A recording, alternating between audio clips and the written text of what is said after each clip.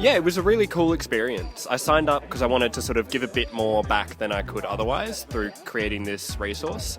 And I feel like we've really achieved that with what the Methods book has come together as. It's come together really, really well. It was pretty good. Very new style of formatting when it came to me. So I'm used to various type styles with methods, chemistry and physics. And this is a very nice take on trying to make a more refined explanation to a lot of things. It feels very cool. Really good, very surreal to see my name in it. It looks amazing to see all the fruits of all the effort we've gone through, all the teams and all the people that are involved to come and produce this. It looks really cool. I'd have to say fulfilling. Exciting. Enjoyable. Surreal. I reckon enlightening.